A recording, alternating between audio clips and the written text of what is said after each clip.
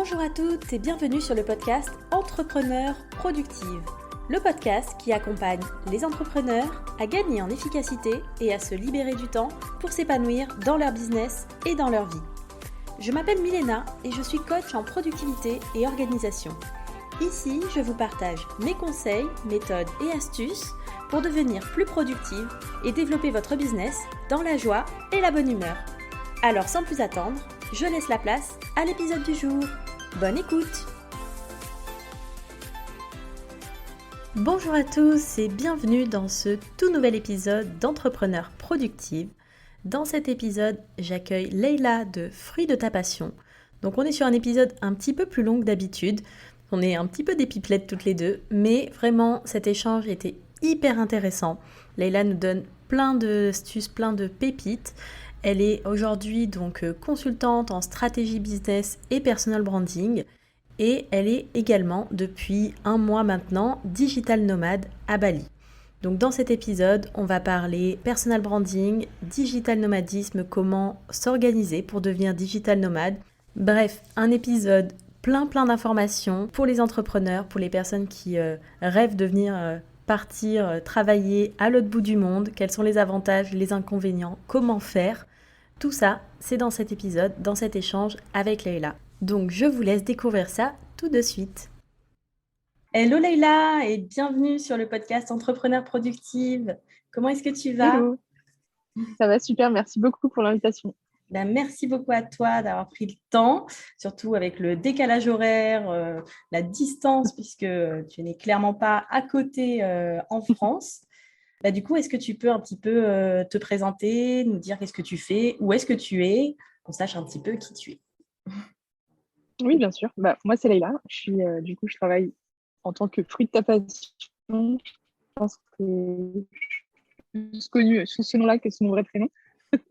En fait, je suis consultante business et personal branding. Donc, j'aide les femmes en fait, à créer des business à leur image, qui leur ressemblent pour reprendre un peu le contrôle sur leur vie, pour gérer leur quotidien comme elles le veulent. Et c'était d'ailleurs mon gros pourquoi à moi, c'était que je voulais regagner ma liberté géographique, financière, enfin, vivre en fait tout simplement. Donc là, je viens enfin d'atteindre mon objectif. Je suis digital nomade depuis très peu de temps, donc depuis 1 mois, tout pile. Ouais, 1 mois et quelques jours. Donc là, je suis à Bali avec mon mari, du coup, qui a rejoint l'aventure Fruit de ta passion à temps plein aussi cette année. Et donc voilà, donc on gère notre business là depuis Bali, depuis très peu de temps. J'ai hâte de vous partager tout ça. Cool. Et du coup, est-ce que tu peux nous dire un petit peu comment est-ce que tu es arrivée là, quel est ton parcours? Ouais, alors je vais essayer de ne pas faire trop long. Mais si je résume un petit peu, en fait, de base, moi, je suis issue d'une formation très informatique, gestion de projet, finance, etc. Donc très matheuse, masculine aussi. J'ai bossé donc 3 ans en tant que consultante business analyst à la Défense, donc à Paris, en fait, dans des grandes tours, chez des grosses boîtes type Bourse de Paris, Groupe Média, Groupe Automobile, etc. Et c'est super. Enfin, le côté business, etc., moi, j'ai toujours adoré ça. Donc, c'est pour ça que j'étais un peu déjà là-dedans. Mais par contre, je suis quelqu'un de très plus créative, voilà, un peu pas trop les pieds sur terre, en fait. Et c'est vrai que cet effet un peu grosse boîte avec une énorme structure, j'avais l'impression d'être juste un pion. Ça a fait une grosse claque pour moi qui est très envie d'aider les autres, de liberté, vraiment de mettre du vivant en fait autour de moi. Et là, je trouvais que c'était tout le contraire. Donc, je me suis retrouvée dans une routine métro, boulot, dodo, mais vraiment métro pendant 2 heures parce que j'habitais loin. Boulot. Plus, je me suis inventé 2 boulots supplémentaires parce que j'ai lancé mes activités de freelance, wedding planner et graphiste illustratrice en plus de mon taf à la Bourse de Paris.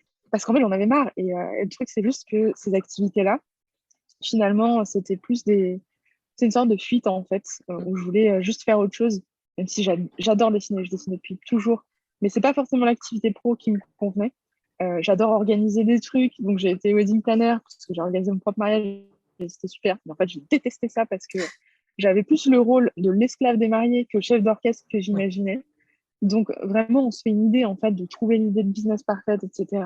Que là, c'est vrai qu'on me dit, oui, lance ton business en 1 an, ça peut faire des miracles. En réalité, avant ça, il y a une histoire.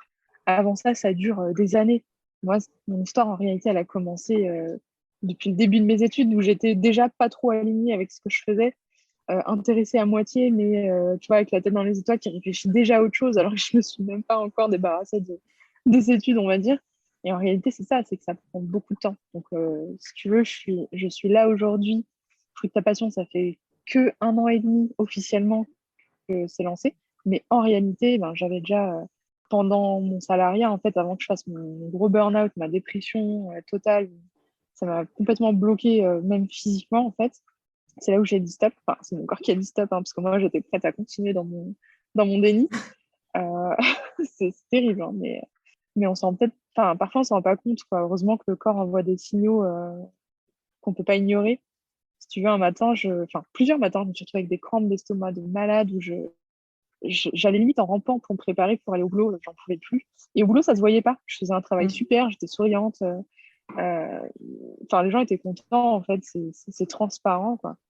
Sauf qu'à l'intérieur, moi, j'étais en train de mourir à tel point que, au bout d'un moment, j'étais absente tous les 3 4 jours, un jour. Mais je prenais jamais de trucs longs parce que je culpabilisais et je savais pas comment expliquer le fait que j'arrivais juste pas à bouger le matin.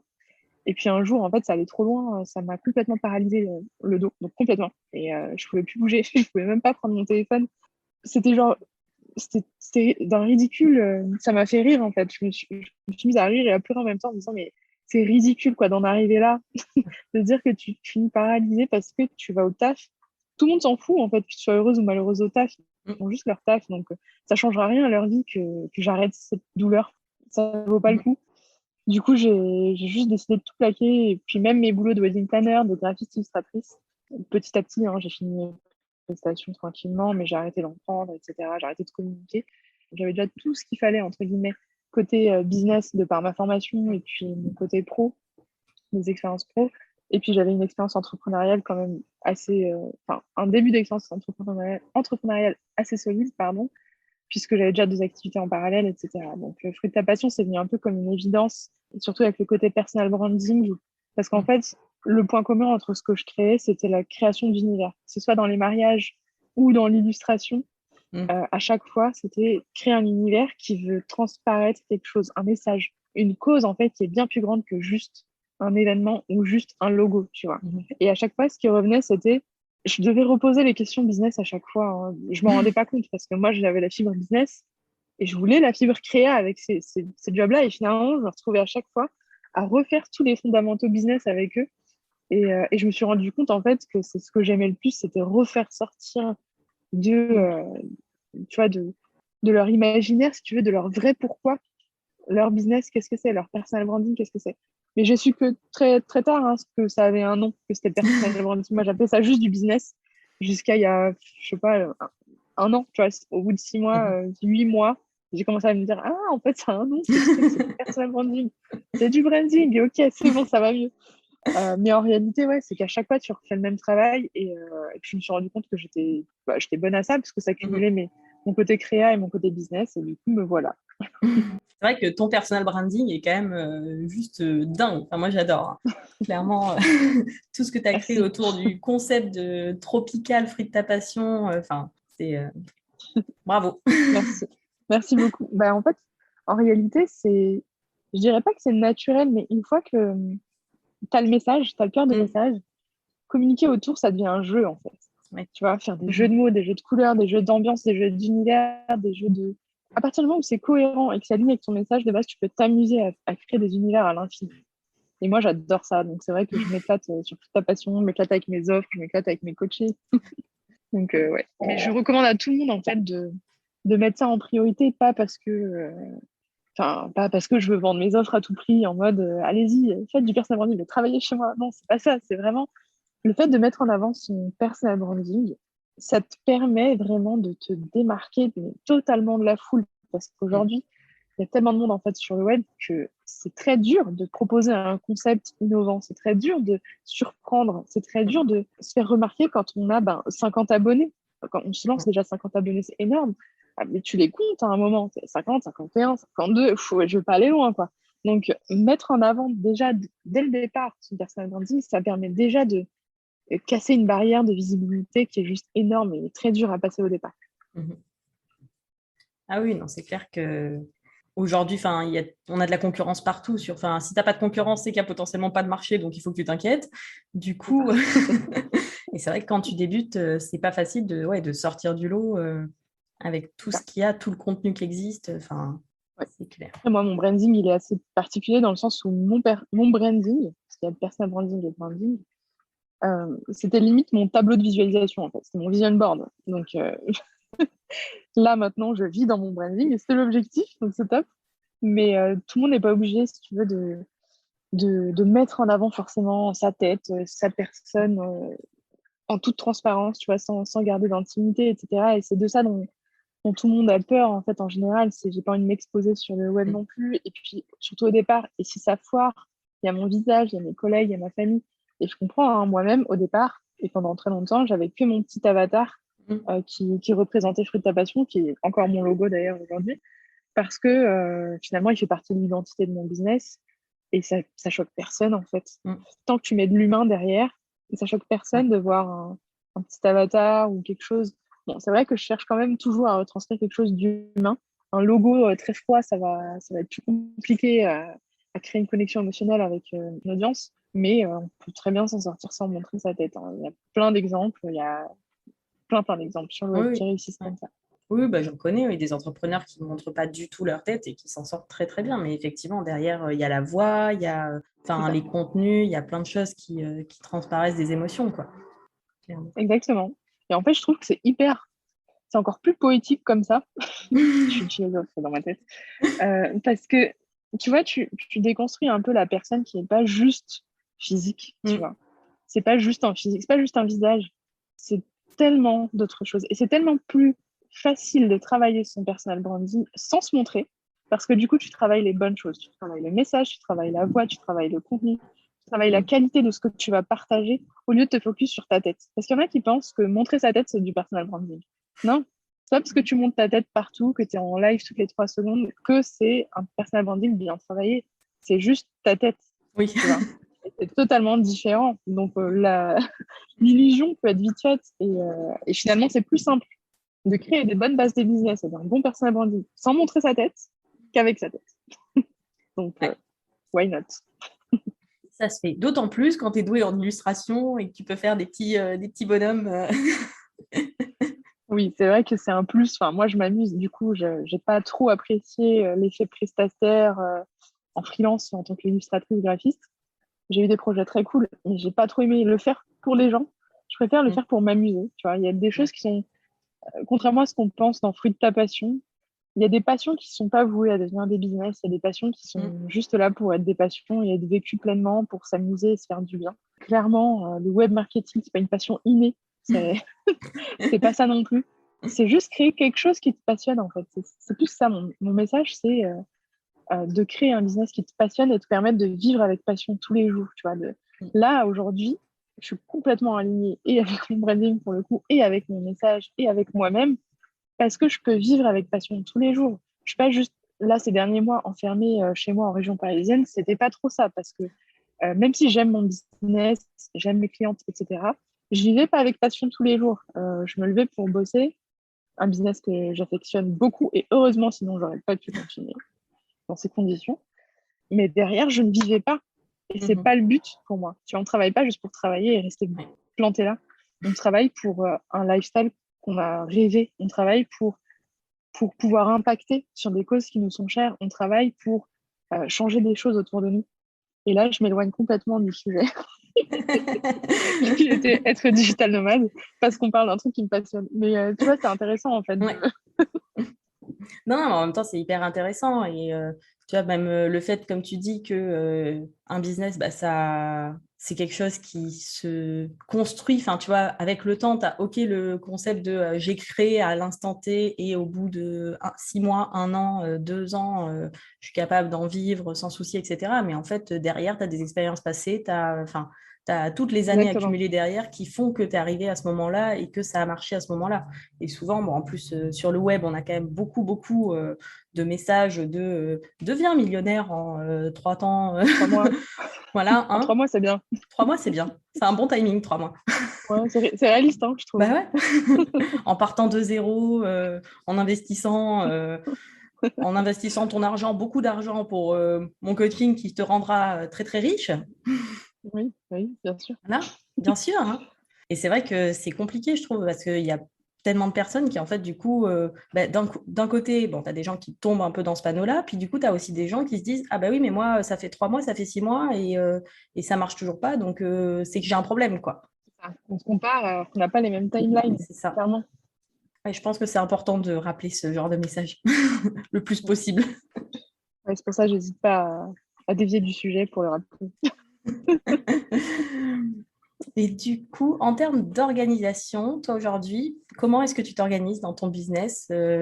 Qu'est-ce que tu utilises comme outil? Comment est-ce que tu fonctionnes un petit peu? Alors, moi, je suis une psychopathe de l'organisation, il faut le savoir. C'est pour ça que je me suis lancée wedding planner à un moment.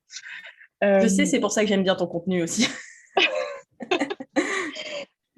Bah, en fait, en réalité, j'ai finalement opté pour une organisation plutôt flexible et simple, hein, pas si carré que ça. Mais pour moi, en fait, si c'est pas planifié, ça n'existe pas. Mhm. Donc, tout est planifié. Tout ne sera pas forcément fait de la manière dont c'est planifié, mais tout est là quelque part. Tout est noté, tout est là. Donc, moi, en fait, comment je m'organise? J'aime bien utiliser des focus days. Donc, en fait, par exemple, lundi, c'est peut-être créa de contenu, mardi, client, mercredi, admin et formation, jeudi, reclient, vendredi, rien. Parce que j'aime bien avoir un jour où je fais rien. Mais c'est tout bête, hein, mais encore une fois, on a toujours besoin d'une routine, même si on fuit la routine à cause de ce que ça nous a un peu fait, on va dire, dans des jobs qui ne nous plaisent pas. Mais une routine, ça te permet d'être discipliné sans trop forcer, en fait.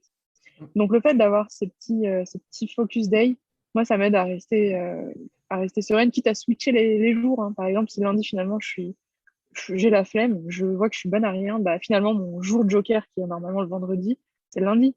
Parce que moi, le vendredi, je travaille pas. Parce que j'ai décidé ainsi. Ou le lundi, ça dépend si j'ai des clients ou pas. Enfin, si j'ai des coachings ou pas programmés. Mais voilà, en fait, c'est les focus day qui me drive, on va dire. Et puis, je fais beaucoup de batching. Le batching, pour rappeler, pour ceux qui ne savent pas, je pense que tu l'as déjà expliqué sur ta chaîne, vu ton aspect. Mais en gros, c'est regrouper des tâches similaires pour les faire en même temps et gagner du temps.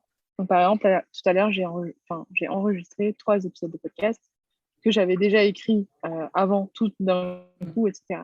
Donc, pour moi, ça me sauve la vie et mon énergie, parce que je pense, comme beaucoup, une personne qui suis lancée dans l'entrepreneuriat parce que je suis introvertie, que j'ai besoin d'avoir mon propre rythme, etc. Donc là, ça me permet vraiment de suivre mon énergie. Si je vois que je suis plus dans un flow de j'ai envie d'écrire, ben, je vais écrire le maximum d'épisodes que je peux. Et si je suis dans un flow où j'ai la parlotte, parce que ça m'arrive aussi d'être en mode ah, j'ai envie de raconter toute ma vie, j'ai envie de partager tout ça à mon audience, bah, je vais prendre mes scripts et puis je vais enregistrer, enregistrer, enregistrer. Et puis après, un jour où je suis complètement au fond du trou, où j'ai pas envie de réfléchir, je vais faire mes montages avec un truc en fond et puis pas de questions. Donc ça m'aide beaucoup. Donc, c'est les focus day, le batching et le time blocking. Voilà. Donc c'est les petits créneaux en fait que j'alloue par exemple à midi, par exemple. Moi, c'est mon créneau customer care un peu où je vais checker les réseaux sociaux, je vais checker le Slack où il y a les clientes, etc. Je me fais deux sessions par jour, surtout côté client, en fait, j'en fais plusieurs. Mais voilà, j'essaie d'avoir mes petits créneaux comme ça, mais ça dure que 30 minutes, des petits blocs de temps pour justement pouvoir bien organiser mon business. Ouais. Ah, c'est vrai que le time blocking, ça, là-dessus, moi, je suis Toi grosse aussi, partisane j'imagine. aussi, ouais.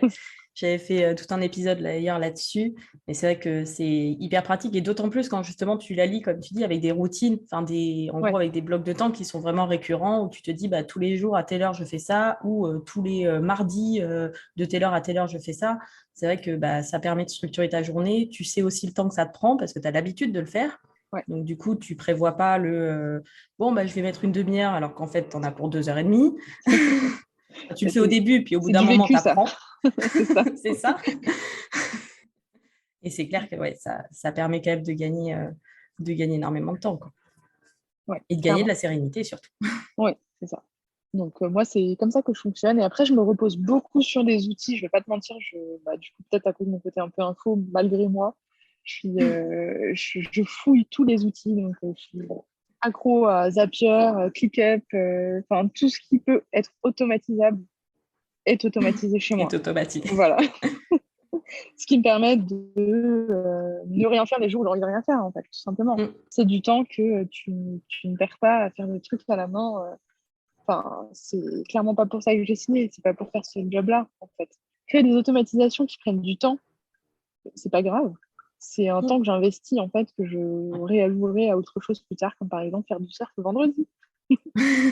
Ah, c'est Par mieux hein, que exemple. de Ah checker bah les oui, trucs hein. à la main. Que de rentrer toutes tes factures ou toute ta compta. Ouais, non, ça c'est. Non, Voilà. Il y a des outils pour ça, servons-nous-en. c'est ça, c'est clair. Et bah, du coup, en parlant de surf, du coup, on va switcher sur la partie digital nomade. Donc, tu nous disais que tu es arrivé là, donc à Bali depuis un peu plus d'un mois. Pourquoi être devenu digital nomade? Est-ce que c'est quelque chose que tu as toujours voulu faire? Comment ça s'est passé, cette réflexion? Alors, j'ai toujours voulu voyager, découvrir le monde, découvrir des cultures différentes, des gens différents, en fait. Vivre des aventures. Enfin, moi, j'étais une grosse rêveuse quand j'étais petite. Je me suis pris une grosse claque en me retrouvant à la Défense dans un bureau. Mais ouais, j'ai toujours eu cette envie-là. Et c'est vrai que j'ai pas eu beaucoup l'opportunité quand j'étais étudiante non plus. Donc, ouais, c'est resté une grosse frustration, en fait, de me dire que, quoi, la vie, c'est ça. J'ai 3, 4 semaines par an, dont 2 bloquées à Noël parce qu'ils l'ont décidé ainsi alors que je fais pas Noël, tu vois. Euh, j'ai 3 semaines, en gros, à louer pour voyager, mais en fait, c'est pas suffisant. C'est pas possible. Il faut que je me crée un job où je puisse voyager. Et après, j'ai commencé à suivre des personnes qui ont créé, en fait, un style de vie qui leur permettait ça. Donc, c'était plus des influenceurs voyage au départ. Je connaissais pas trop la notion non plus de digital nomade. Et puis après, c'est venu après, hein, à force de fouiller, de regarder que c'était possible, etc. Je me suis dit, mais en fait, si je dématérialise tout, je peux bosser depuis n'importe où, en fait. Et cette réflexion, elle m'est venue très naturellement, en fait. Pendant mes études, je comprenais même pas encore pourquoi j'attendrais, tu vois. Et j'ai mis beaucoup trop de temps entre l'idée de style de vie et oser le tenter, tu vois. Même pas y Ouais. arriver, oser le tenter. Parce que ça paraît quand même irréaliste quand tu vis dans une société où c'est pas du tout la norme, où on te dit, bah non, le télétravail, ça n'existe que si je sais pas, t'as 4 enfants et t'es moins payé. Voilà. Et tu peux poser le lundi et bosser de chez toi. Super. Non, tu vois, c'est c'est pas de ça dont je veux, moi. C'est juste être libre, en fait. Tant que tu fais le job et que tu le fais bien, t'es pas obligé d'être derrière ton bureau toute la journée à faire semblant de bosser. Et après, rentrer le soir, il te reste 2 heures, tu regardes un film, tu manges, c'est fini. Franchement, c'est hyper déprimant. Donc, en fait, quand j'ai commencé à travailler dans l'entreprise, dans le monde de l'entreprise, ça m'a heurté de plein fouet, quoi. C'est revu, en fait. Tu vois, c'était une petite frustration, une envie, un rêve qui paraissait un peu loin, tu vois. Je me disais, bon, bah, au moins, j'irai en vacances parce que maintenant, j'ai un salaire décent, je peux y aller. Mais en fait, c'est pas suffisant, c'est pas des vacances dont je veux, c'est vivre, tu vois. C'est pas un week-end dont j'ai besoin, c'est vivre toute la semaine. C'est pas attendre 18 heures pour m'amuser. 18 heures, je suis gentille, hein. C'était plutôt 19, 20 heures, hein. Et après, le temps d'arriver, parce que j'avais 2 heures de transport, je te laisse faire le calcul. Mais tu vois, il restait pas beaucoup de temps. Et c'est ça qui me Ouais. rendait dingue, c'est que tu te dis, mais en fait, il existe sur Terre des gens qui arrivent à le faire. Donc, hors de question que, étant frustrée à ce point de pas l'être, je n'essaie même pas. Donc, c'est de là d'où c'est venu. Et puis, c'est vrai que j'ai toujours été très attachée à l'Indonésie. Alors, je sais vraiment pas pourquoi, par contre, parce que je sais pas d'où ça vient. J'ai toujours été très attirée par la culture asiatique de base, mais Indonésie en particulier.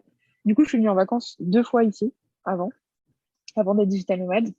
2 fois 3 semaines avec mon mari, on a juste validé le fait qu'il fallait absolument qu'on vienne ici. Et du coup, nous voilà. Donc, on connaît un petit peu quelques lieux, quelques personnes, et franchement, ça fait du bien de se dire que c'est possible et que, en fait, c'est à nous de choisir, en fait. C'est à nous de décider. Si c'est un objectif, en fait, il faut essayer. Au pire, si ça marche pas, t'auras essayé et tu sauras si c'est possible ou pas pour toi. Donc, Ouais. ouais, là, on est là depuis un mois à Bali.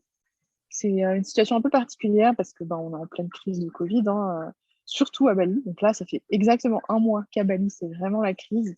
En Indonésie, surtout. Bali, c'est l'île la plus safe, donc on reste là pour l'instant. Donc, ouais, c'est assez spécial quand même parce que vu qu'on était déjà venu là, par exemple, en vacances à Ubud, où c'était très animé, très vivant, très festif, en fait. Là, Mm. c'était hyper triste, triste. Tout est fermé, Ouais. tout le monde met des masques.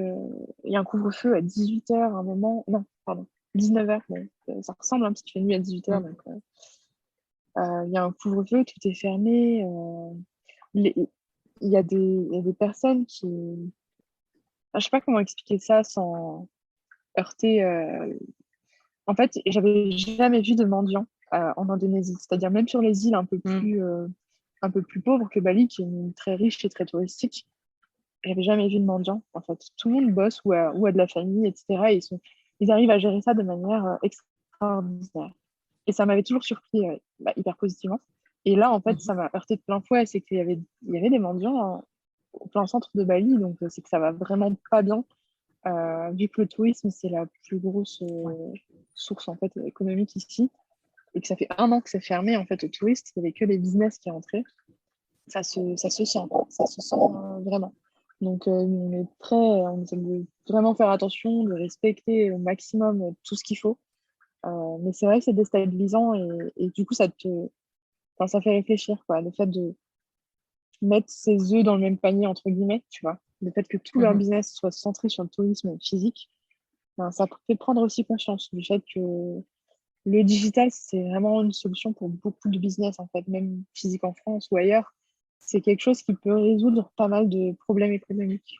Donc, ouais, c'est spécial. Bali, en ce moment, c'est spécial. Ça dépend des villes. Donc là, on est sur une ville où il y a plus d'activités, il y a beaucoup, tout est ouvert. Le couvre-feu a été décalé à 21h un peu partout sur l'île, du coup, parce que Mhm. ça va un peu mieux. Donc voilà, ça reprend un peu vie, hein. Donc moi, je pense que c'est très temporaire. Ils ferment tout pour être sûr de contenir Ouais. l'épidémie. Et puis quand ils vont ouvrir, ça ira beaucoup mieux parce que c'est bien géré, en fait, tout simplement. C'est la sécurité sanitaire avant les emplois, mais malheureusement, il y a Mm. des personnes qui sont précaires, donc il faut faire attention. Mais voilà, on arrive dans un contexte très, très, très, très particulier. Pardon. Mais c'est quand même bien. Oui, oui, c'est très bien. C'est super. Non, franchement, j'ai vraiment pas du tout à me plaindre, hein. Comme je t'ai dit, en plus, on est dans un spot où il y a beaucoup de personnes qui sont digital nomades. Mm. Euh, c'est une ville qui a été limite construite sur le modèle digital nomade. C'est-à-dire que tous les cafés sont des espaces coworking, en fait. Toutes les connexions sont extraordinaires. Enfin, c'est juste aménagé pour bosser et chiller au maximum. C'est vraiment dingue. J'ai vraiment, je suis vraiment très reconnaissante d'être arrivée enfin, avant qu'ils ferment tout et je sais que c'est pas forcément possible pour tout le monde à tout moment, hein. Pour moi non plus, à un moment, c'était juste impossible. Donc, ça dépend du timing de chacun, ça dépend de beaucoup de choses. Donc, je suis très reconnaissante et je suis très respectueuse en fait de ces personnes qui bossent tous les jours et qui donnent vraiment leur max. En fait, tous les jours, tu as une grosse leçon de business qui te prend en pleine face parce que je sais pas, je pourrais faire un épisode complet sur le customer care à Bali. Je pourrais faire un épisode de podcast complet sur la qualité du contenu, des offres, enfin, la cohérence de ce qu'ils proposent, etc. C'est un paradis de créativité et d'entrepreneuriat, en fait. Et juste pour ça, c'est juste extraordinaire. C'est vrai que je me souviens, ouais, quand j'y étais, ouais, en termes de customer care, enfin, toutes les petites attentions, la Ouais, décoration, le tout est toujours très soigné, avec goût. Enfin, c'est impressionnant. Et c'est vrai que ça m'avait choqué positivement aussi ouais. quand j'y étais. Le service client est Ouais. exceptionnel et peu importe la gamme de prix, en fait, Oui. tu peux prendre le simple Warung, en fait, qui va te vendre donc, les petits restos locaux, en Mhm. fait, dans les coins de rue, qui vont vendre des brochettes à la volée. Sont d'une gentillesse extrême, ils Mhm. sont aux petits soins, à limite. Enfin, nous, du coup, comme on commandait, puisqu'il y avait le couvre-feu, qu'on ne pouvait pas manger dehors, on commandait, tu avais même des petits mots, en fait, dans les petits trucs de Warung et tout, emballés dans des petites feuilles de bananier, etc. C'était juste adorable. Et enfin, c'est quand même des personnes extraordinaires qui acceptent la diversité. Et c'est Mhm. vraiment ce que j'aime. Enfin, ça me fait du bien, quoi. Parce que j'étais dans un climat en France à un moment qui commençait à peser très clairement. Et là, ça va mieux. Ça va mieux parce que tu as une tolérance maximale pour la diversité de cultures, de modes de vie, de religions, de façon de s'habiller. Enfin, les gens font ce qu'ils veulent en fait et ça dérange personne parce que personne n'est là pour déranger l'autre. Chacun est là juste pour Mhm. être soi et bosser. Donc, c'est ça qui est cool aussi, c'est que comme il n'y a pas de touristes, toutes les personnes qui sont là sont des entrepreneurs. Et du coup, c'est Mhm. vrai que tu as aussi des rencontres hyper intéressantes qui se font, tu as des réseaux qui se créent. Enfin, je connais pas encore beaucoup, beaucoup de monde encore, mais déjà, le peu de personnes que j'ai déjà rencontrées, c'est juste hyper enrichissant. Donc, je pense que dans tous les spots un peu, c'est un peu, par exemple, Lisbonne, au Mexique, etc., tous les spots Mhm. digital nomades qui sont des paradis, on va dire, en termes Ouais. de mode de vie slash boulot, tu vois, parce que c'est ça qu'on recherche, en fait. Mhm. Je pense que tu as voilà, des personnes extraordinaires aussi à rencontrer pour faire du réseau, quoi. Je suis très nulle à ça, hein, mais dans ce contexte-là, c'est hyper simple parce que tu parles juste avec des personnes qui sont dans la même dimension que toi et ça fait du bien. Des personnes qui comprennent ce que tu fais, ce que tu vis. Ouais, c'est ça. Ouais. Bah, surtout que ouais, en France, c'est pas forcément évident. Puis quand on se lance notamment sur le web, je trouve que tu as rarement dans ton entourage en fait des gens qui font ça. Donc les gens ne comprennent pas. Tu as du mal à expliquer le pourquoi, Ouais, pourquoi tu vas faire ça, bah, en plus de ton boulot, si tu te lances à côté de ton boulot salarié, ou alors quand tu quittes ton boulot. Mais donc du coup, tu vas faire quoi en fait? Alors attends, tu vas blogueuse. vendre des formations en ligne, mais il y a des gens qui achètent ça? Ouais. Ah Et ouais, il y du en a coup, pas ouais, mal, c'est ouais.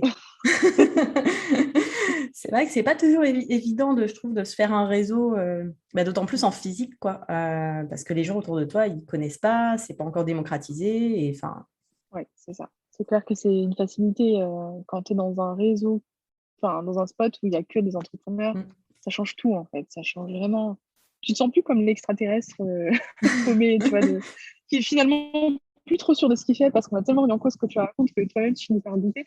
Non, là, ça finit par être enfin, t'as plein d'idées qui te mm, viennent, des envies de partenariat dans tous les sens parce que c'est juste. Enfin, les gens sont extraordinaires et ça fait du bien de se dire ça parce qu'à un moment dans ma vie salariée, je me disais le contraire. Je me disais les gens sont trop ordinaires, les gens m'ennuient. J'en étais arrivée à me dire, mm. je veux plus parler aux gens, ça me saoule. Parce que il n'y a aucun point commun, vraiment. Hein, Ouais. ils sont peut-être gentils, ils vivent peut-être leur best life à aller en entreprise, etc. Mais moi, enfin, je m'ennuyais à mourir, en fait. Donc là, c'est clair que ouais, se faire un réseau, être entouré, c'est très, très important. Et du coup, est-ce que tu peux nous parler un petit peu de comment est-ce que tu t'es organisé du coup pour partir? Parce que j'imagine que ça a été quand même aussi une aventure juste pour gérer tout la partie pro, perso, tout quitter pour partir à Bali. Ouais, ouais, ouais, ouais. C'était une aventure, ça on peut le dire, parce que bah alors, ce qu'il faut savoir, c'est que les entrepreneurs qui ont tout plaqué pour partir, etc., en général, ils gardaient par exemple leur loyer. Vous avez des amis entrepreneurs à l'autre bout du monde à rejoindre, tu vois.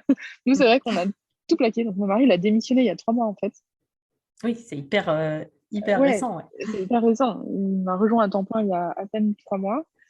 Donc, il a vraiment plaqué son taf pour venir là, pour ce projet-là de cet été, de tout plaquer. Donc, notre appart, nos familles, nos modes de vie, nos habitudes. Enfin, on n'a jamais fait ça. Comme je te disais, j'ai eu très peu d'opportunités de voyager, lui aussi.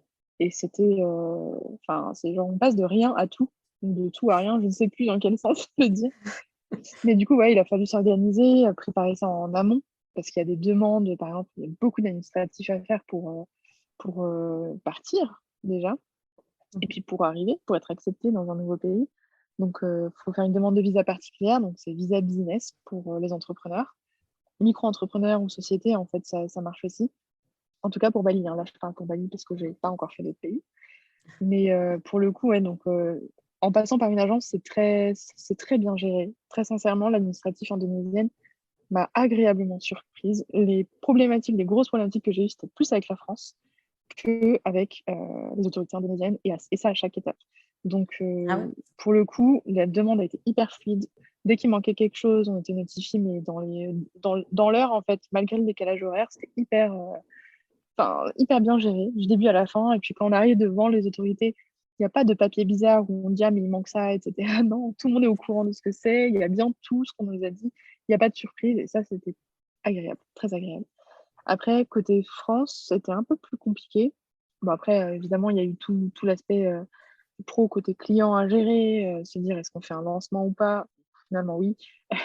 Est-ce que on prend des clients cet été ou pas? Finalement, oui, un peu, à moitié. Est-ce que du coup, on a tout coupé, donc tous les abonnements, tous les outils qui ne servaient à rien dans le business, j'ai dû refaire une passe là-dessus pour être sûr de garder que l'essentiel. Donc, c'était le moment en fait de faire le tri, parce qu'on switchait de carte bleue, on switchait de pays, etc. Pour le côté perso aussi, il fallait résilier tous les abonnements, mais du coup, il fallait avoir, tu sais, faire un rétro-planning, en fait, comme en wedding Ouais. planning, pour pas résilier, par exemple, l'abonnement Internet avant de lâcher l'appart, au cas où, faut quand même bosser, tu vois. Donc, ouais, tu avais plein de petites choses comme ça à gérer. Donc, les banques, les assurances, assurance voyage, résilier le loyer. Donc, il fallait pouvoir bouger, en fait, au bon moment, vendre la voiture. On a décidé de vendre la voiture aussi. Ouais, on a vraiment tout plaqué.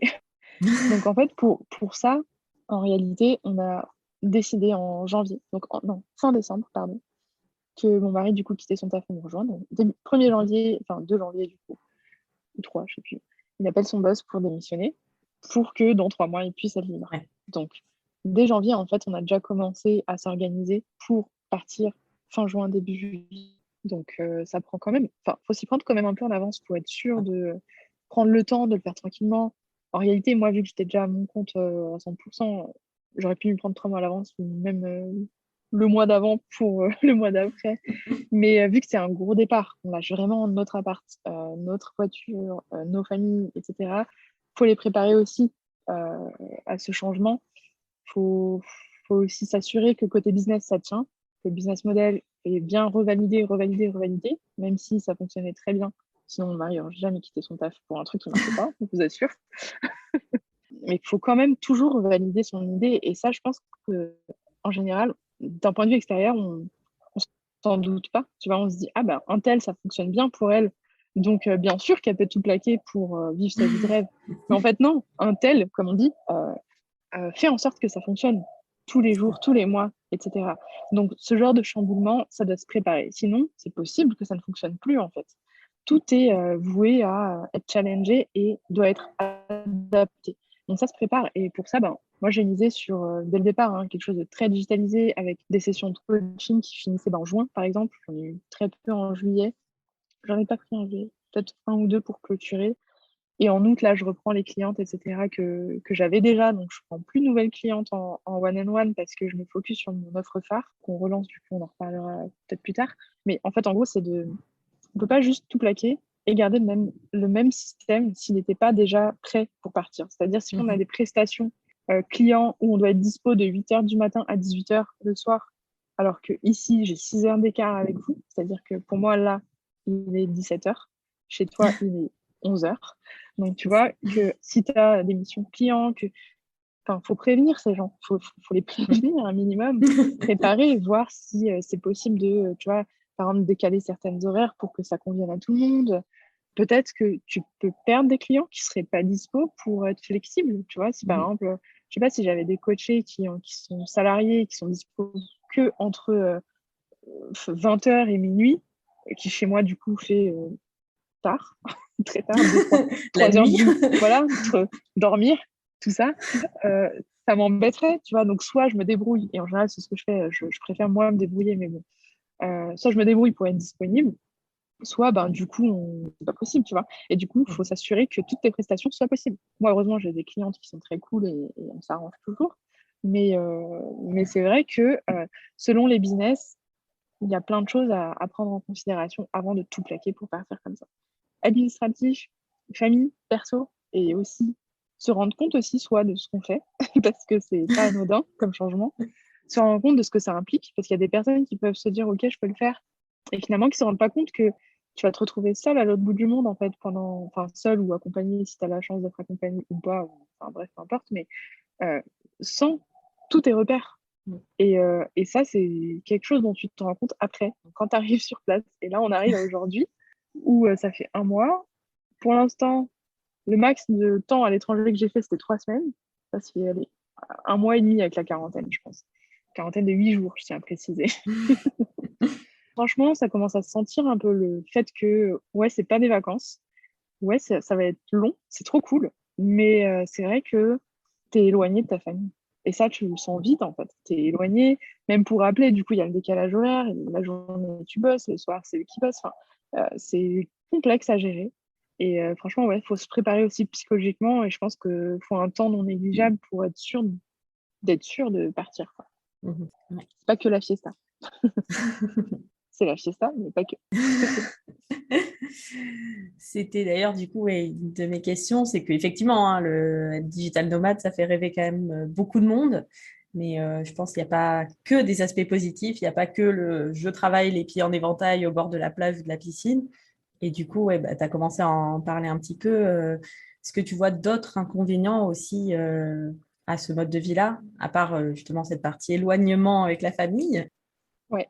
Alors, carrément, donc c'est ce qu'on disait aussi tout à l'heure, il n'y a pas que il y a pas que du positif, ça c'est sûr. Par contre, il y en a, je tiens à le préciser quand même, sinon ça vaudrait pas le coup. Mais c'est vrai que, en fait, quand tu es digital nomade, ce qu'il faut percuter à un moment quand tu arrives sur place, c'est que tu n'es plus en vacances, enfin, tu n'es pas en vacances et tu n'es pas un local, en fait. C'est pas ton pays, tu vois. Et c'est vrai qu'il y a une différence quand même que tu finis par ressentir quand tu quittes ta maison là-bas, tu vois, et que tu dis, OK, je vis ici maintenant, enfin, pour l'instant, du coup, pour quelques mois. Comment est-ce que je suis considérée par les autorités, par les locaux, etc. Donc, je suis quand même vue comme un étranger, donc je suis pas totalement à ma place, entre guillemets, donc tu as aussi Mhm. tout ça à gérer, que ce soit côté admin, parce que par exemple, du coup, tu as des choses qui sont plus chères pour les étrangers que pour les locaux, donc ça c'est normal, Mhm. mais tu as aussi des choses qui sont autorisées uniquement pour certains types de visas très longs, donc qui sont quasiment avec une nationalité indonésienne, par exemple. Mhm. Ouais, t'as plein de petites choses comme ça. Et après, bon, c'est vrai que c'est quand même l'Indonésie et surtout Bali, un pays qui est très ouvert et qui fait tout pour que les infrastructures soient open pour les expats, les digital nomades, etc. Donc, de ce côté-là, ça va, d'accord. Bon, je pense que si on voudrait acheter ici, ça serait peut-être compliqué, mais c'est pas le sujet. Pour Mhm. travailler tous les jours, toutes les infrastructures sont hyper quali. Par contre, alors, le truc vraiment qui m'a frappé de plein fouet, c'est que dans ma recherche constante contre la routine, parce que j'en avais marre de ça, je cherche la stabilité. C'est la première chose qu'on cherche. C'est ah non, j'ai pas envie de changer d'hôtel tous les 3 jours, on prend minimum une semaine, 10 jours. Ah non, j'ai pas envie de changer de café 3 fois par semaine pour bosser. Je veux mon coin et on repart toujours à la même table parce que ben, c'est là où on bosse en fait. C'est bête, hein, mais c'est vrai que c'est difficile de ne pas avoir son espace à soi, tu vois. Et ça, c'est quelque chose qu'on commence à ressentir et que, du coup, c'est pour ça qu'on a commencé à chercher des logements plus longs, donc sur des locations longue durée, donc 1 mois, 2 mois, voire plus, enfin, on verra. Parce qu'en fait, c'est hyper important d'avoir une stabilité et c'est dur à trouver quand on est digital nomade. Mhm. Là encore, on est dans un contexte où il y a peu de monde, donc les hôtels sont assez vides et c'est quand même calme, mais on le ressent encore plus parce que on est dans une ville justement où il y a beaucoup d'expats. Donc là, cette semaine en particulier, je l'ai beaucoup ressenti. Parce que du coup, tu arrives dans un café où tu te dis, bon, je vais bosser ici tranquillement. Et en fait, non, ben, la place c'est prise, c'est pas ta place, c'est pas chez toi en fait. Donc, tu te prends une petite claque quand même. Tu te dis, ah bon, je croyais que c'était chez moi. Mais non. Donc, ouais, t'as ça qui est quand même difficile, le fait de ne pas avoir d'espace dédié pour toi. T'as aussi le décalage horaire. Pas de mentir, le premier effet que ça m'a fait, c'était trop cool. Le matin, la France dort, donc je peux prendre de Mhm. l'avance. Sauf que à Pendant que 17 tu heures, dormais. à 16 heures, je dors, moi. Donc, c'est très compliqué. Là, je suis en train de préparer mon lancement. On est en train d'essayer de se re-switcher, de faire un décalage horaire maison, donc de plus dormir la nuit, les prochaines nuits, pour être à l'heure. Parce qu'en fait, du coup, à 16 heures, je suis éclatée. Parce que moi, je suis réveillée depuis 5 heures du matin ici. À 5 heures du matin ici, il est 23 heures chez vous. Donc, vous avez le temps de dormir que moi, j'ai fini ma journée, en fait. Et du coup, le soir, pour répondre aux clientes, etc., c'est un effort, en fait. Tu vois, c'est pas si, ouais, je fais ce que je veux quand je veux. Ouais, c'est vrai. Mais il y a des temps clés, en fait, pour tes clients dans lesquels tu dois être dispo. Mhm. Et c'est pas forcément évident avec le décalage horaire. Donc ça, faut aussi prendre en compte de voir est-ce que tu peux gérer, est-ce que tu vas vivre à l'heure de ton pays Mhm.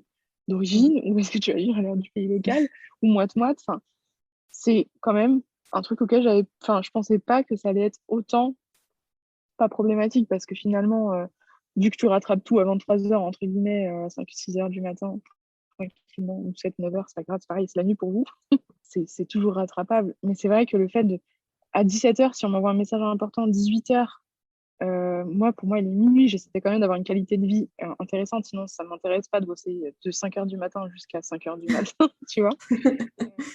ça devient compliqué de gérer et mon équilibre perso, parce que j'aime aussi me lever tôt pour profiter, tu vois, des rayons du soleil du matin, et de la qualité client. Donc, à un moment, il y a un compromis à faire sur mon mode de vie pour peut-être embaucher quelqu'un aussi pour assurer la partie customer, etc. Parce que je peux pas. La priorité dans mon business, c'est les clients. C'est ma priorité. Mais la priorité dans mon business, c'est aussi moi. Tu vois, c'est aussi mon bien-être. Sinon, s'il n'y a plus moi, bah, il n'y a plus mon business, il n'y a plus de clients non plus. Donc, tu vois, il y a un équilibre constant qui est un peu difficile à trouver parce que tu as aussi des distractions. Je vais pas te mentir, la piscine qui est toujours là. C'est génial, hein. Mais du coup, les jours où je peux pas nager, ça me frustre à mort. Et les jours où je nage alors que je devrais bosser, ben, du coup, c'est pas Ça te terrible. culpabilise. Voilà, donc c'est vrai que bon, c'est des problèmes, des problèmes dont j'ai rêvé, hein. Donc je m'en plains pas, mais en réalité, tous les jours, je pense que j'en suis pas encore au point de, tu vois, de l'experte digital nomade, etc., qui a fait un burn-out, mais j'en ai entendu pas mal des retours sur des personnes en fait qui s'acceptaient pas le fait qu'elles pouvaient être en burn-out parce que elles sont sous le palmier, tu vois, et du coup qui sont jugées quand elles disent qu'elles se sentent mal, etc. Moi, c'est pas mon cas encore, heureusement. Pas encore, j'espère jamais. On te laisse... Mais ouais, on te le souhaite pas, hein. on ne le souhaite pas. Mais tu vois, c'est une problématique réelle, en fait. C'est un peu comme en entreprise où, tu vois, tu as un CV, entre guillemets, parfait qui fait rêver et tu peux pas te permettre d'être pas bien parce que pour la société, t'as pas à te plaindre. Et du coup, j'ai l'impression que c'est encore plus frappant quand tu es digital nomade parce que tu es en vacances. De quoi tu te plains, tu vois? Et ça m'a l'air d'être d'une violence. Je n'ai vraiment pas hâte de savoir ce que ça fait. Oui. Bah, déjà, dans l'entrepreneuriat, je pense que tu as un peu cette notion-là Oui, de bah, ça va, tu travailles à la t'es à maison, la tu maison. vois. Oui, c'est ça. Hein, C'est ça. donc voilà. Mais du coup, tu as Donc aussi oui, l'effet des entrepreneurs qui sont bloqués à la maison. Si jamais je viens demain et je leur dis sous les palmiers, j'en ai marre, je suis sous l'eau, je vais m'en prendre plein la tronche. Donc, je pense qu'il y a toujours cet effet en fait de socialement qui est acceptable dans ton groupe entre guillemets de communauté, quoi. Donc il y a des difficultés, on va pas se mentir.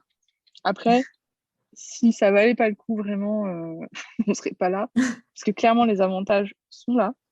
Donc il faut juste pouvoir s'adapter, être conscient et pas juste se dire je vais partir en vacances pendant 6 mois, quoi. C'est pas vrai, c'est pas des vacances. Il faut bosser, s'adapter, être réactif, s'organiser, parfois faire l'impasse sur des choses que tu as envie de faire. Par exemple, l'autre jour, j'ai annulé une session de kickboxing qui était prévue parce que je devais faire un taf client, parce que pour le décalage horaire, c'était pas possible de le faire plus tard.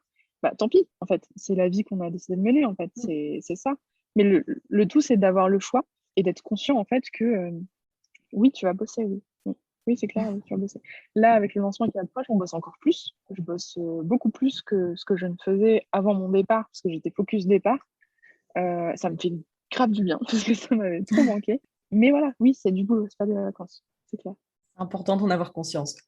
Ouais, bah en réalité, nous, on est en train de programmer nos vacances pour après le lancement parce que justement, le fait de ne pas avoir de vraies coupures vacances et d'être dans un milieu vacances en bossant, c'est hyper agréable. Mais c'est vrai que je pense qu'à un moment, il va falloir qu'on apprenne à faire des vraies coupures pour éviter justement. Bah, c'est comme bosser depuis le canapé toute la journée devant Netflix, hein. C'est le premier piège dans lequel on tombe quand on sort à notre compte. C'est de te dire, ok, ben, je peux faire ce que je veux de la journée et finalement, à la fin, t'as ni bossé, ni reposé et ça sert à rien. De toute façon, le multitâche, c'est mal. Ouais, c'est ça. On peut pas bosser devant Netflix. Non, déjà essayé. Déjà essayé plusieurs Soit c'est fois. que tu regardes un truc qui est vraiment, vraiment nul. Donc, du coup, tu C'est le ça. regardes pas. Soit tu bosses pas Bon, vraiment. en fait, en général, le seul truc que je peux faire, moi, devant Netflix, c'est regarder un truc que je connais par cœur, type Friends, et faire un truc où j'ai pas besoin de trop réfléchir, genre programmer des posts, ou enfin, des trucs qui sont déjà préfaits, enfin, tu vois un peu le genre, quoi. Ouais, les tâches où tu peux poser ton cerveau, quoi. C'est ça. Et du coup, bah, si tu devais recommencer, est-ce qu'il y a des choses là, aujourd'hui, par rapport à ton départ en digital nomade, que tu ferais différemment? Par rapport à mon départ, que je ferais différemment, ouais. Je pense que je me suis quand même bien préparée. Ça faisait tellement longtemps que j'en rêvais, en fait. C'était tellement l'objectif ultime que j'ai quand même plutôt bien préparé tout ça. Mais je pense, en réalité, que je préparais peut-être un peu mieux le côté, c'est créa de contenu, business, etc. J'avais pas beaucoup pris d'avance, en fait. Je m'étais dit, je veux vivre le digital nomadisme à fond, je vais créer en voyageant. Mais vraiment, j'avais envie de le faire, donc j'ai créé en quarantaine. Tu vois, enregistré un épisode de podcast dans une chambre chez ma mère. J'ai enregistré un épisode de podcast en quarantaine. Enfin, j'avais envie de le faire, mais en même temps, je pense qu'en réalité, j'aurais dû vivre ce moment comme une transition, arriver, me prendre une semaine au moins de break total, hors des réseaux sociaux, hors de tout. Parce qu'en fait, c'est une vraie transition et c'est dur en fait de cumuler les deux. Je pense que j'aurais été plus reposée si j'avais fait ça différemment. Si j'avais soit coupé et donc rien produit et c'est pas grave, en fait, c'est pas la fin du monde, soit pris de l'avance pour vraiment faire cette transition sereinement parce que vraiment c'était stressant hein, c'est d'arriver à l'aéroport. Nous, on a raté l'avion la première fois d'ailleurs. On a raté l'avion parce qu'il manquait un truc en France. Hein. Et puis après, on l'a eu, mais à chaque étape en fait, du voyage, avec les escales, etc., tu es en panique, qu'il manque un papier, qu'on te renvoie chez toi, mais tu n'as plus de chez toi. Enfin, c'est très stressant de te dire, j'ai toute ma vie en sac, on est parti en sac à dos, donc j'ai toute ma vie dans mon sac à dos, j'ai plus de maison, j'ai dit au revoir à tout le monde, j'ai dit à ma communauté que j'allais tout déchirer, que tu vois, j'allais vivre à Bali. Si jamais je me retrouve sous un pont la semaine prochaine, je vais mal le vivre. Donc, tu vois, tu as tout ce stress qui te prend de l'énergie. Je pense que j'aurais mieux vécu si j'avais créé en avance ou coupé complètement. Donc, je recommande vraiment de vivre la transition tranquillement, sans se mettre de pression, sans forcément partager à 100% les coulisses. Bon, ça va, ça, j'ai partagé que le départ. Après, j'ai un peu coupé. Mais ouais, de vivre le truc sans trop de stress supplémentaire. Donc, ce que j'ai bien fait par contre, c'est de ne pas avoir pris de call client. Si, j'en ai pris deux. J'en ai pas pris beaucoup, d'accord? J'avais envie de le prendre, ceux-là, donc je les ai pris. Mais même quand tu vois, t'aimes trop ton travail, c'est difficile. Mais de pas trop caler de call, justement, pour pas sentir que ah, je dois faire ça, je dois faire ça, alors que tu vis une transition qui est juste énorme, quoi. Et du coup, quels seraient les conseils que tu donnerais à quelqu'un qui veut devenir digital nomade, qui ne sait pas trop par où commencer? Qu'est-ce que tu lui dirais? Digitalise tout. Alors, digital nomade ou pas, la première chose à Effectivement. faire, c'est digitaliser au maximum ses offres et automatiser au maximum ce qu'il y a derrière, que ce soit l'onboarding, l'offboarding, le suivi, etc. C'est vraiment important parce que je pense qu'aujourd'hui, ma transition, moi, ici, elle s'est faite assez simplement en réalité parce que tout était déjà digitalisé, automatisé. Enfin, j'avais déjà mes clientes, j'avais déjà mes revenus du mois, entre guillemets. En réalité, juillet était mon plus gros mois de l'année alors que j'ai fait zéro lancement et zéro vente dans le sens, j'ai rien promu directement parce que tout était déjà en place. Donc, je pense vraiment que pour être serein, il faut avoir soit être sûr d'avoir tu vois, un salaire qui tombe, entre guillemets, des paiements récurrents tu vois, qui arrivent sur la suite, soit avoir des économies de côté, soit rien du tout, avoir absolument des offres digitalisées. C'est primordial en fait, parce que sinon, c'est pas possible. Si on n'a que des prestations déjà en one-on-one, qui est déjà quand même quelque chose de digitalisé, parce que tu peux le faire depuis chez toi, depuis n'importe où, mais si tu n'as que du one-on-one, tu vois, du coaching en one-to-one, des prestations peut-être, tu vois, de graphisme, par exemple, je m'imagine graphiste, je pèterais un câble à cause des horaires, par exemple. Parce que les retours clients, en général, c'était le soir. C'était genre à 10 à 18 heures, on commençait à te demander des allers-retours pour corriger des choses. Mais en réalité, c'est pas compatible, du coup. Si tout ton environnement de base n'est pas déjà pré-mâché pour être digitalisé, ça va être difficile. Donc, la première chose à faire, c'est digitaliser, miser sur des produits digitaux à vendre, miser sur des choses que tu peux multiplier. Moi, je fais beaucoup de coaching de groupe, par exemple. C'est hyper sympa déjà comme ambiance. Et c'est aussi gagnant-gagnant pour tout le monde hein, parce que tu peux donner beaucoup de valeur à un groupe de personnes qui va payer un prix beaucoup moins fort que mes coachings, par exemple, individuels. Et pour moi, c'est multiplié par le nombre de personnes. Donc, c'est hyper intéressant pour tout le monde. Le fait de mettre en place ce type d'offre, en fait, ça te permet d'être sereine, de dire, OK, j'ai un call dans la semaine à faire. Concrètement, c'était moi c'était ça qui s'était passé. J'ai un call à faire, mes paiements récurrents tombent, je n'ai pas besoin de lancer ou de vendre ou quoi que ce soit. Je profite de mon truc, je vis le truc à 100%. Donc, avoir des économies de côté, avoir des offres digitales et kiffer. Ça, c'est bien. Voilà. Et du coup, d'ailleurs, en parlant de coaching de groupe, donc au moment où sortira cet épisode, tu seras en plein dans le lancement de ton coaching tropical qui réouvre ses portes. Du coup, est-ce que tu peux nous en dire un petit peu plus? Oui, donc là, normalement, on est en septembre, c'est ça. C'est ça. On réouvre les portes du coaching tropical. Du coup, en fait, c'est mon programme signature. Donc, en fait, c'est un accompagnement de groupe autour de mon programme phare qui est la Wonderland Business School, donc une grosse formation en ligne de 12 modules pour créer un business digital à ton image. Donc, c'est parfait si tu es digital nomade ou pas, hein, mais en fait, l'idée, c'est que tu puisses justement partir des bonnes bases, pouvoir te créer, valider ton idée de business, créer et valider des idées d'offres digitalisées, pouvoir mettre en place un personal branding concrètement, hein. On fait même la partie création d'identité visuelle, vu que j'ai un côté graphiste aussi, je m'en sers. Donc, on crée l'univers ensemble, etc. On met en place surtout des stratégies en fait, d'acquisition client. Donc ça, c'est un très gros programme en fait, qui suit sur 4 mois. Et l'idée du coaching tropical, c'est que tu ne suis pas la formation seule, tu ne suis pas un truc tout seul, tu es accompagné de la team des Wonder Alana. Et en fait, pendant 4 mois, tu es en coaching intensif, tu as un groupe de femmes extraordinaires, tu as des experts de thématiques qui donnent des masterclass à chaque mois. Et l'idée, c'est de t'accompagner dans cette démarche-là. C'est de t'accompagner à créer un business digital à ton image. Donc, de zéro jusqu'à comment transformer tes abonnés en clients sans vendre sur un site internet, par exemple. Donc, vraiment, en fait, tout ce que j'ai mis en place, moi, dans mon business, je l'enseigne dans ce programme-là.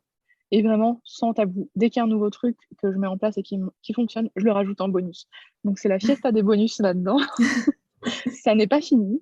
Je pense qu'en réalité, je ne sais pas si ça se fait. Je m'en fiche parce que moi, mon objectif, c'est de donner le maximum de valeur. Si je vois qu'il y a des templates que j'ai créés pour moi qui sont hyper percutants, par exemple en termes d'emailing de vente, bah, je les rajoute. Si je vois qu'il y a des trucs qui ont hyper bien converti, je les rajoute. Parce qu'en fait, mon objectif, c'est quoi? C'est d'apporter des résultats. Donc, si j'arrive à trouver des raccourcis pour t'apporter des résultats, bah, tant mieux, tout le monde est content. Et moi, j'arrive à mon objectif qui est que tu es content. Donc, le coaching tropical, c'est ça. Donc, ça ouvre ses portes. Il y a l'accès complet à la formation, l'accès à la communauté des vendeurs et les coachings de groupe pendant 4 mois. Donc, en fait, tout ce qu'il faut pour avoir tout de près côté business pour démarrer 2022 avec un personal branding en place, une communauté qui commence à se construire, une offre à tester parce qu'on crée l'offre en même temps. Et je te montre comment faire un lancement pour tester ta première offre. Donc, vraiment, si l'objectif c'est de créer un business et que tu as envie de faire quelque chose à ton image, qui soit sans bullshit, qui soit avec un univers unique pour te démarquer aussi, parce que bah, c'est vrai, il y a full, hein, ce qu'on disait tout à l'heure, ben, je pense que c'est le programme pour toi. Voilà. Ça a l'air assez sympa comme programme, effectivement. Merci.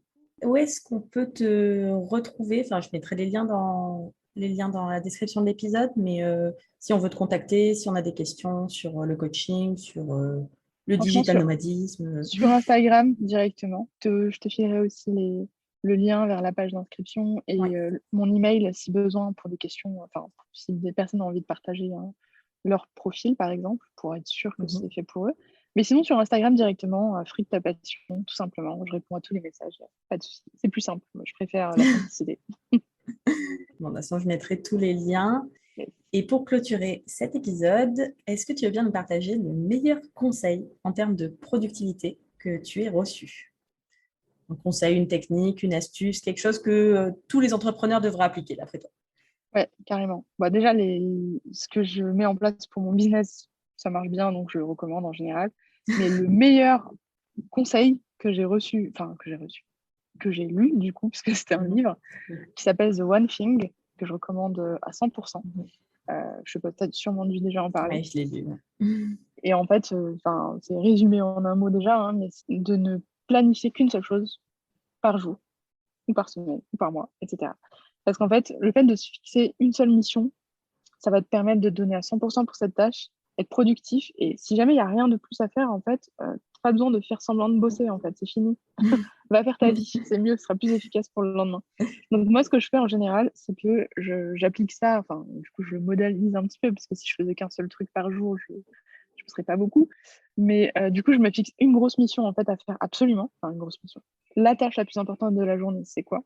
C'est peut-être juste créer mon contenu, c'est peut-être prendre mes clients en call, c'est peut-être créer ma page de vente, c'est peut-être voilà, avancer sur des choses comme ça. Donc j'ai une mission par jour à faire absolument. Peu importe mon état, en fait, je vais le faire. Peu importe les imprévus, je vais le faire. à part si je suis au bout de ma vie, j'ai 30, 40 de fièvre, etc. Et là, je l'annule, c'est pas grave. Mais sinon, voilà, c'est ma mission du jour. Et après, j'en ajoute 2 de plus. Donc, j'ai 3 missions par jour. Mais les 2 de plus, c'est plus des à côté. C'est si j'ai fini ma mission du jour, bah, je peux faire ça. Et si j'ai fini ça, je peux faire ça. Mais c'est du bonus. Et en fait, la différence avec comment je fonctionnais avant, et comme je pense naturellement on fonctionne de base avec des to-do, c'est que tu as une to-do et en fait, tu vois que ce que tu n'as pas encore fait. Alors que dans ce sens-là, tu te dis, OK, déjà, il n'y a que 3 trucs sur ma liste, entre guillemets. Et une fois que j'ai fait la mission du jour, j'ai fini en fait. Le reste, c'est du bonus. Donc, tu as l'impression de prendre de l'avance tous les jours. Et c'est tellement. Enfin, il y a une charge mentale qui disparaît en fait. C'est juste. En fait, j'ai de l'avance tout le temps sur mon business.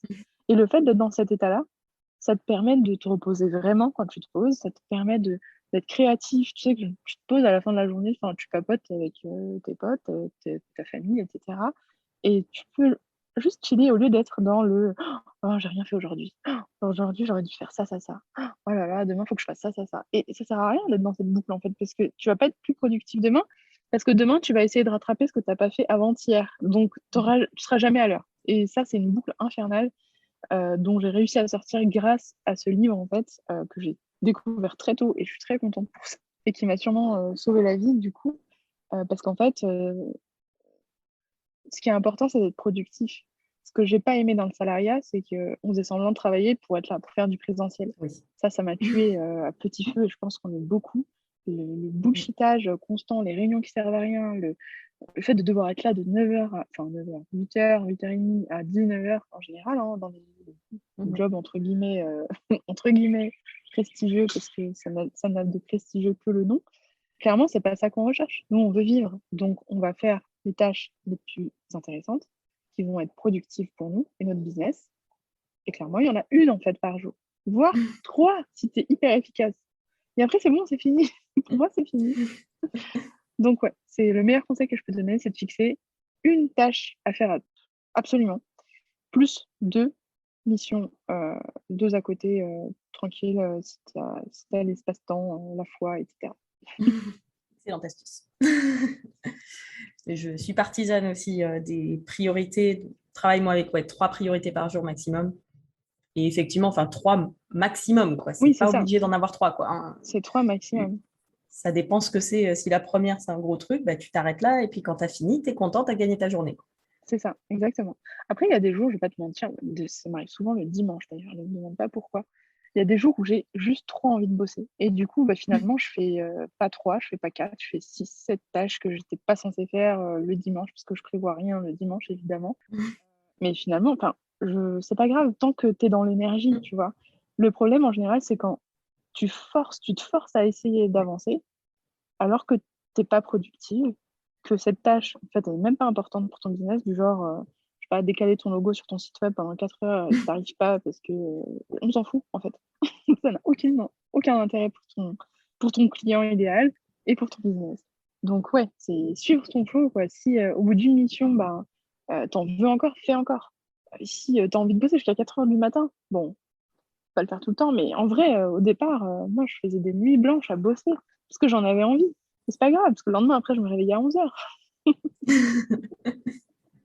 Et c'est pour ça qu'on a signé, c'est parce qu'on veut, quoi. Bah, oui. Donc, tant qu'on arrive à trouver l'équilibre et qu'on met en avant, en fait, ce qui est important pour notre business, je pense que c'est beau. Bah, écoute, merci beaucoup pour toutes ces informations, toutes ces pépites que tu nous as données sur le digital nomadisme, sur l'organisation, sur le business, le branding, tout ça. Merci encore d'avoir accepté de prendre du temps depuis l'autre bout du monde pour échanger avec moi. Merci à toi. Je mettrai tous les liens dans les notes de l'épisode.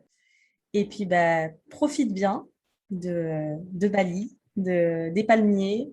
Et puis, bah, bonne chance pour le lancement. J'ai hâte de voir un petit peu ce que ça va donner. Je crois que tu as prévu plein d'événements en plus Ah autour oui, de ça va être la fiesta. On a hâte de voir ça, du coup. Merci beaucoup. Merci à toi pour l'invite. C'était super intéressant d'échanger avec toi. Merci beaucoup. Et voilà, j'espère vraiment que cet échange vous a plu. Merci d'avoir écouté l'épisode jusqu'au bout, notamment vu la longueur de l'épisode, j'espère que ça vous a appris plein de choses.